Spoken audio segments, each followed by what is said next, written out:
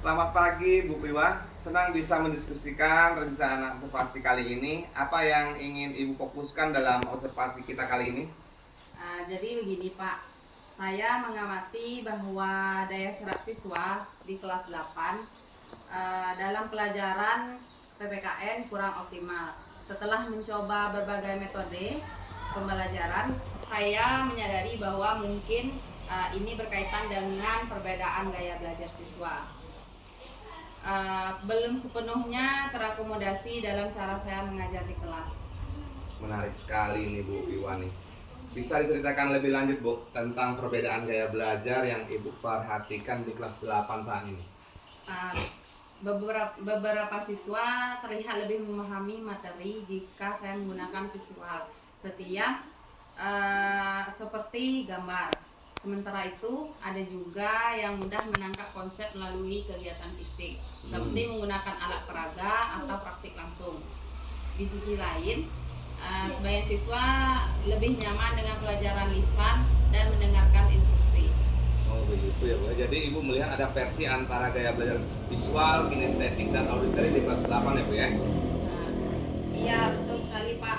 Saya ini merasa strategi mengajar saya lebih berfokus pada gaya belajar tertentu seperti memberikan ceramah dan contoh di papan tulis. Saya ingin mencoba menyesuaikan pembelajaran dengan lebih banyak variasi metode agar bisa menjangkau lebih banyak siswa yang memahami materi yang saya ajarkan. Itu langkah yang sangat bagus sekali Bu Biwa. Apa metode atau pendekatan yang Ibu rencanakan untuk digunakan dalam pembelajaran mendatang, khususnya untuk menyesuaikan dengan gaya belajar siswa saat ini? Saya berpikir untuk lebih banyak menggunakan alat berperaga fisik dan visual. Misalnya dalam pembelajaran materi Pancasila, mungkin saya akan melibatkan siswa dalam kegiatan kelompok kecil di mana mereka bisa memanipulasi objek untuk memahami konsep. Terus saya juga ingin memastikan bahwa ada diskusi verbal yang lebih terstruktur untuk siswa lebih secara auditory. Wah, sangat bagus sekali itu Bu Biwa. Jadi saat observasi nanti kita akan fokus melihat apakah metode yang Ibu gunakan bisa mengakomodasi perbedaan gaya belajar ini ya Bu ya. Mungkin juga kita bisa memperhatikan bagaimana siswa merespon pendekatan yang berbeda di antara gaya belajar ini. Iya Pak, saya juga sangat tertarik untuk mendapatkan umpan balik tentang bagaimana metode yang saya gunakan bisa membantu atau justru masih kurang efektif untuk siswa saya di kelas 8 dengan gaya belajar yang berbeda. Tentu Bu. Selain metode pengajaran, kita juga mengevaluasi bagaimana suasana kelas nanti ya Bu ya, dan interaksi antar siswa. Apakah siswa nanti memiliki gaya belajar berbeda terlihat lebih terlibat dalam proses pembelajaran Ibu nanti di kelas? Nah, itu akan sangat bermanfaat Pak. Saya berharap dengan penyelesaian ini saya bisa meningkatkan daya serap siswa dalam memahami konsep-konsep yang lebih abstrak. Saya yakin sekali dengan langkah ini bisa memberikan dampak positif bagi Ibu nanti. Mari kita tentukan waktu observasi yang sesuai nanti Bu. Setelah observasi kita berdiskusi kembali lebih lanjut mengenai hasilnya. Baik Pak Sob, terima kasih banyak atas masukan dan dukungannya. Rencana siang ini jam ke-6 dan ke-7 saya minta observasi oleh Bapak. Sama-sama Bu Piwa. Saya harap nanti observasi menjadi langkah awal untuk menciptakan pembelajaran yang lebih efektif ya Bu ya. Menyenangkan bagi siswa. Saya akan mengobservasi Ibu nanti di jam 6 dan ke-7 ya Bu ya. Di kelas 8 sampai ketemu nanti di kelas 7 dan 8. Oke Pak Sob. Terima kasih atas waktunya Pak. Sama-sama.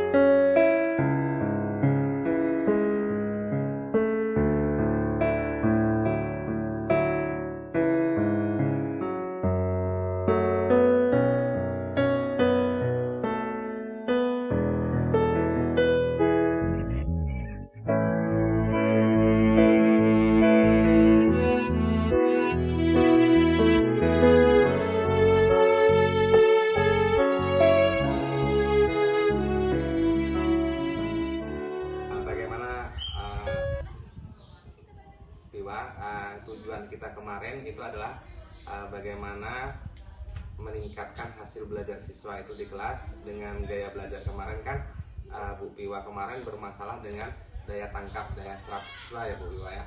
Setelah kita melakukan observasi kemarin, kira-kira bagaimana perasaan Bu Piwa setelah observasi? Setelah observasi, saya menyadari bahwasanya dari yang saya ajarkan pada modul ada beberapa yang kurang sesuai karena itu dari yang gaya belajar anak beda-beda.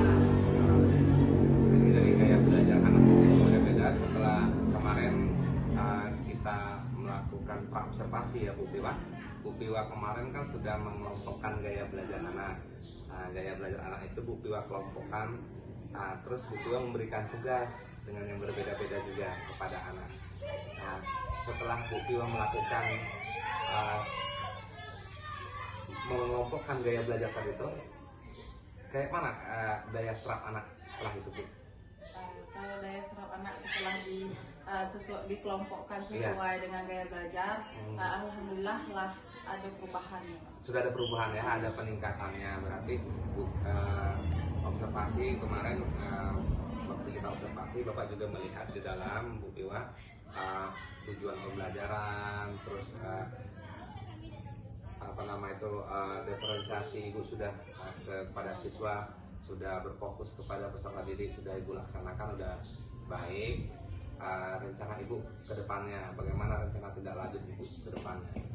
Rencana tindak lanjut ke depannya Pak, melanjutkan yang sudah, tetap melanjutkan pembelajaran yang mengelompokkan sesuai dengan gaya belajar anak tanpa membedakan anak-anak. Jadi Ibu kedepannya tetap akan melanjutkan gaya belajar anak ini, tetap disesuaikan dengan gaya pembelajaran, disesuaikan PPKN ini disesuaikan dengan gaya belajar anak itu Bu. Tapi saya juga nanti kalau bisa itu Ibu untuk media ajarnya lebih bervariasi lagi Bu, supaya menarik perhatian